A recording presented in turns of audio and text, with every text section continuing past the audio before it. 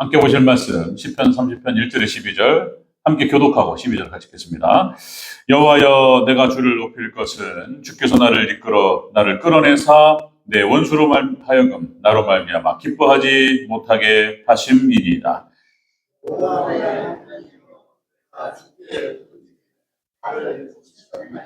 여호와여 주께서 내 영혼을 스올에서 끌어내어 나를 살리사 무덤으로 내려가지 아니하게 하셨나이다.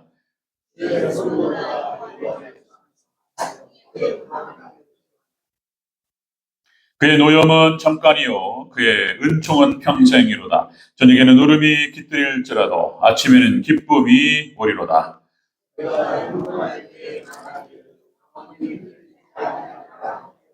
여호와여 주의 은혜로 나를 산같이 굳게 세우셨으니 주의 얼굴을 가리심에 내가 근심하였나이다.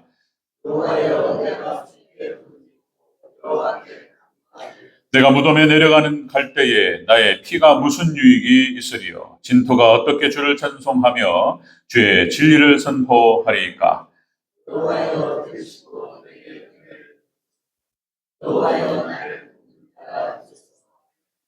주께서 나의 슬픔이 변하여 내게 춤이 되게 하시며 나의 베옷을 벗기고 기쁨으로 띠우셨나이다. 이는 잠잠하지 아니하고 내 영광으로 주를 찬송하게 하심이니 여호와 나의 하나님이여 내가 주께 영원히 감사하리이다. 아멘. 인사합니다. 오직 예수님. 네, 예수님의 은혜와 평강이 넘치시기를 축원합니다. 아멘. 네. 자, 오늘 함께 계신 시편 30편 1절에 12절 말씀, 오늘 본문을 토대로 다윗이 영원히 감사를 결단하는 이유라는 제목으로 말씀 받겠습니다. 다윗이 영원히 감사를 결단하는 이유. 같이 한번 따라하겠습니다. 다윗이 영원히 감사를 결단하는 이유. 다윗이 지금 하나님께 내가 영원히 감사하겠나이다. 이렇게 결단하는 이유가 나옵니다. 오늘. 자, 이 다윗의 결단이기도 하고, 여러분, 우리 택하신 백성, 하나님 백성들의 모든 결단이 되어야 될 줄로 믿습니다. 영원히 하나님께 감사하리다. 그 이유가 나와요. 우리가 추수감사주의를 맞이해서 하나님께서 1년 동안 또 인생 전체가 또 이제 뭐 농사에 비유할 수도 있죠. 자, 하나님께서 1년 농사에 대해서 추수 열매를 허락하시고, 또 감사하고, 자, 그것과 더불어서 이 추수감사가 우리 뭐 천국 가는 하나님께서 우리 열매 맺는 우리 성도들이 열매. 자, 이 모든 게 다 연관되어 있습니다. 자, 거기에 대해서 쭉 한번 같이 나누도록 하겠습니다. 예, 구원에 대한 감사입니다. 이것이 근본적으로. 자, 시편 30편은 자, 다윗이 자신의 어떤 과거의 고난과 슬픔을 회상하면서 시작됩니다. 다윗이 연단이 많았고 고난이 많았던 사람입니다. 어렸을 때부터 들에서 뭐 잘 아시다시피 잡초처럼 자랐고, 그리고 사울왕에게 그렇게 미움을 사가지고 시기와 질투를 사서 죽을 위험에 처해가지고 도망다니고 엄청난 고난을 받았던 그런 사람이었다. 자, 그런데 이 다윗이 자신의 인생의 어떤 고난과 환난과 어려움과 문제 이런 것들보다 하나님의 은혜가 컸다 이거예요. 하나님의 은혜가 컸다. 우리 하나님 백성들은 하나님의 은혜로 사는 사람들인 줄로 믿습니다. 은혜로 사는 사람들이. 그래서 하나님께서 베풀어 주신 그 은혜에 감사하며 우리도 은혜를 베풀며 살아야 될 줄로 믿습니다. 이런 얘기를 하는 거예요. 추수감사. 자, 그렇게 해서 구원의 완성을 감사하면서 다윗이 결단하고 있습니다. 영원토록 하나님께 감사하리라. 여러분들 오늘 또 이 다윗의 시처럼 우리도 영원토록 이 땅에 살아가는 동안 그리고 영원히 하나님께 감사하는 것을 결단하시는 오늘의 시간 되시기를 주의 이름으로 축원합니다. 자, 다윗이 영원히 감사를 결단하는 이유예요. 첫 번째가 자신의 영혼을 스올에서 끌어내어 살리셨다. 자신의 영혼을 지옥을 말하는 거예요. 지옥에 끌어내어 살리셨다. 이렇게 고백하고 있습니다. 자, 3절을 같이 다시 한번 읽겠습니다. 3절 시작. 여호와여 주께서 내 영혼을 스올에서 이끌어내어 나를 살리사 무덤으로 내려가지 아니하게 하셨나이다. 아멘. 수월에서부터 건지셨다. 자기를 지옥에서부터 내 영혼을 건지셨다. 이렇게 고백하고 있습니다. 이것은 무엇을 예표하냐면 예수님의 십자가 구원을 예표하고 있다는 거예요. 우리는 예수님의 십자가 대속으로 말미암아서 수월의 지옥의 고통에서 이끌어내어 살게 될 줄로 믿습니다.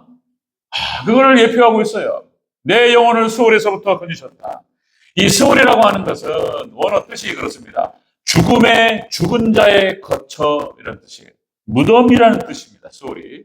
무덤 죽어버려요. 그냥. 지옥을 상징합니다. 지옥. 수월이라고 하는 것은. 이 수월이 여러 군데서 나오는데 이 야곱의 고백에서 수월이 나오고 다윗의 고백에서 수월이 나와요.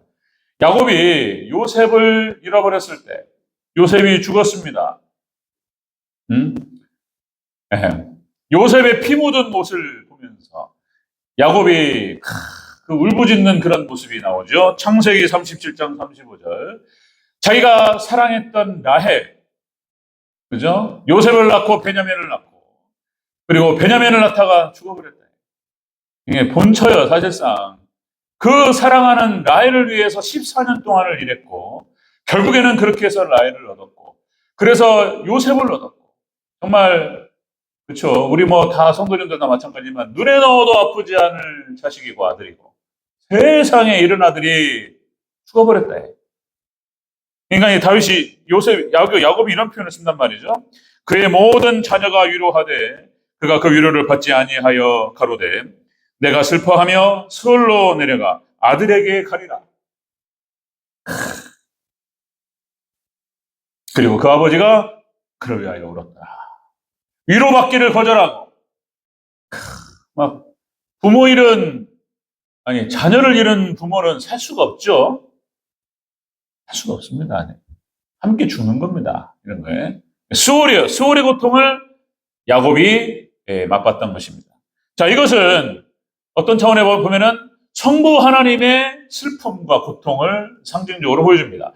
예수님께서 죽으셨을 때에 하늘이 울고 땅이 울고 모든 빛이 가려지고 예수님께 십자가에서 운명하시는 순간 하나님께서도 우셨다 해. 이거를 상징적으로 성부 하나님의 고통을 야곱의 고통을 통해서 이렇게 슬픔을 통해서 보여주고 있다라고 하는 것입니다. 자, 이 스올이라고 하는 말이 다윗에게도 나타나는데 다윗이 사무엘하 22장 6절에서 자, 스올의 줄이 나를 두르고 사망의 올무가 내게 이르렀도다. 너무 고통스러웠습니다. 너무 고통스러웠습니다. 부모도 나를 버렸고 그리고 사랑했던 나라와 민족, 그죠? 이스라엘을 위해서 싸웠고 골리앗을 잡았고 그리고 이방인들을 갖다가 물리쳤습니다. 그런데 세상에 사울왕이 반역자라고 뒤집어 씌워가지고 죽이려고 달라들고 그렇게 사랑했던 자기 휘하에 있는 사람들, 친구들, 주변 사람들, 친했던 모든 사람들이 등을 돌리고 다윗을 고발하고 어디 숨어 있는지 세상에 이런 고통이 이런 어떤 깊은 마음의 상처와 이 목숨 죽을 수도 있다라고 하는 그런 어떤 두려움 속에서 이 다윗은 지금 수월의 고통을 맛봤다.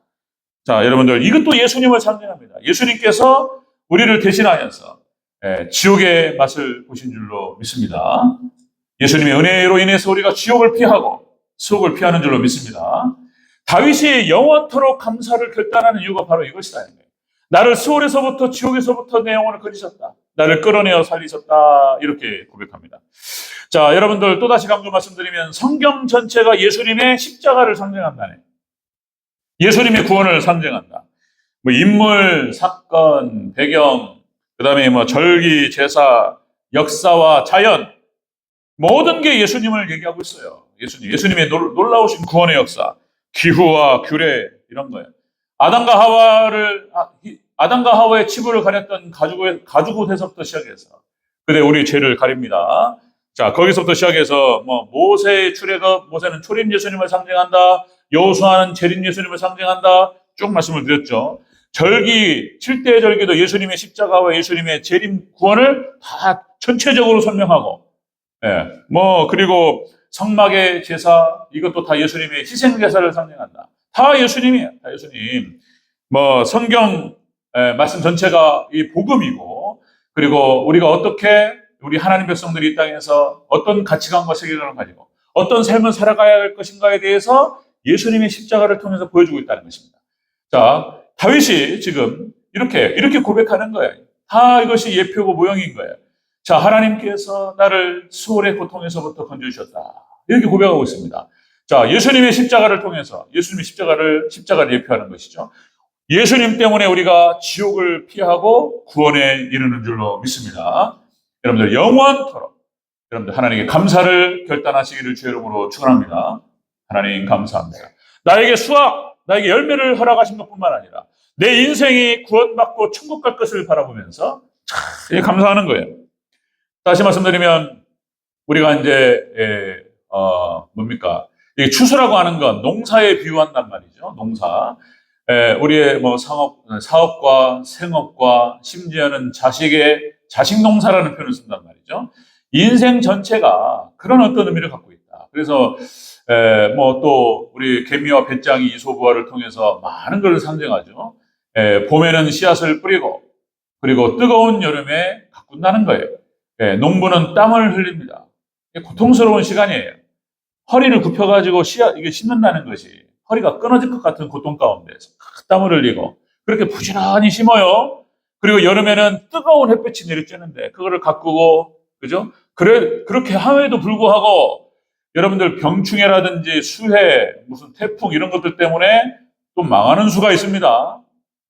하나님 도와주셔야 될 줄로 믿습니다. 농사를 하나님 도와주셔야 돼요. 우리 인생도 우리 자녀도 마찬가지예요. 하나님 지켜주셔야 돼요. 우리가 지킬 수가 없고 하나님 도와주셔야 돼요. 별 탈이 없고 자녀들이 잘 자라주고 그리고 하나님께서 어떤 열매를 주시고 수확을 주셨다면 하나님의 놀라우신 은혜인 줄로 믿습니다. 하나님께 감사하시기를 주의 이름으로 축원합니다. 그런 거예요. 그런 거죠. 인생 전체가 그렇게 예수님의 반석 위에 예수님의 십자가 위에 바르게 세워져가 믿음 생활 잘하면서 우리 인생을 잘 가꿔가고 그죠? 농사에 비유해서 잘 뿌리고 잘 가꾸고 그럴 때 우리가 열매가 있을 줄로 믿습니다. 열매를 보게 하신 하나님께 감사와 찬양과 감사를 결단하는 저와 여러분 되시기를 주의 이름으로 축원합니다. 다윗이 그렇게 하고 있어요. 다윗이 영원히 감사하리라. 영원히 감사하리라. 예수님의 십자가를 예표하고 있다는 거예요. 두 번째 다윗이 영원히 감사를 결단하는 이유 두 번째는 슬픔이 변하여 춤이 되게 하셨다. 이렇게 고백하고 있습니다.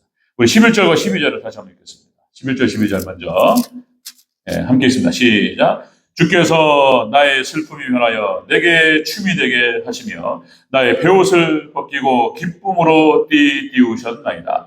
이는 잠잠하지 아니하고 내 영광으로 주를 찬송하게 하심이니 여호와 나의 하나님이여 내가 주께 영원히 감사하리이다. 아멘. 영원히 하나님께 감사를 결단해. 슬픔이 변하여 춤이 됐다는 거예요. 이거는 무엇을 예표하냐면 부활의 축복을 예표합니다. 다윗이 죽어버렸어요. 인생 종치는 겁니다. 그 수월의 고통이 있었고 이런 고통, 심적인 고통과 육적인 고통과 모든 고통이 와서 거의 죽은 것 같은 수월의 고통을 맛봤는데 하나님께 수월에서 건지시고 그리고 다윗의 슬픔이 변하여 춤이 되게 하신 줄로 믿습니다. 우리 택하신 백성들 똑같습니다. 여러분들 예수님의 십자가, 여러분들 우리 각자가 짊어야 될 십자가가 있고 우리 자신을 죽여야 되고 그렇게 해서 주님을 따라가는 길이 십자가의 길이고 고통의 길이야. 그러나 부활의 영광과 축복이 있을 줄로 믿습니다. 슬픔이 변하여 춤이 되게 하셨다는 거예요. 다윗이 지금 이렇게 영원히 감사를 결단하면서 하나님께 고백하는 이유가 이렇다는 거예요. 부활의 기쁨을 맛봤어요, 다윗은. 그렇죠? 네. 십자가의 죽음과 이 부활, 다윗의 연단과 고통과 그 고난이 이제 끝났어요. 하나님께서 다윗을 높여주셨고, 그죠? 다윗이 돌아옵니다. 다윗이 이스라엘 백성들 원천 전체가 다윗을 이스라엘의 왕으로 추대하는 거예요. 이거는 투표도 아니에요. 경쟁도 없었어요. 그냥 추대예요, 추대. 다윗을 왕으로 추대하고 다윗이 이런 복귀가 없습니다. 멋있잖아요. 다윗이 이스라엘의 왕으로 딱 추대돼가지고 왕관을 쓰고 부활을 말하는 거예요, 부활. 여러분들 우리 하나님 백성들에게는 이런 영광이 함께할 줄로 믿습니다. 부활의 기쁨이 있어요. 십자가의 고통이 있는데 그걸로 끝나는 게 아니에요. 네, 부활의 기쁨이 있다. 앞에서 말씀드렸듯이 야곱도 마찬가지예요. 야곱도 또 한 번 강조 말씀드리면 세상에 요셉을 잃어버리고 스올의 고통 가운데 서덕이고 위로받기를 거절하고 죽어버렸어요. 그냥 죽는 거예요. 부모는 자식이 잘못되면 살 수가 없습니다. 가슴에 묻고 그런 거죠. 세상에 이런 일이 있으면 안 되겠지만 야곱이 그 고통 속에서 허덕이다가 근데 가뭄이 찾아왔는데 그죠? 창세기 37장 이야기. 가뭄이 찾아왔는데 이건 살 수가 없단 말이죠. 근데 애굽에 먹을 것이 있다는 거예요. 그쪽으로 가야 된다는 거예요. 그런데 자식들을 보내면서 딱 보내놓고 그쪽을 상황을 보고 돌아와서 하는 얘기가 애굽의 총리가 베냐민을 보기 원한다.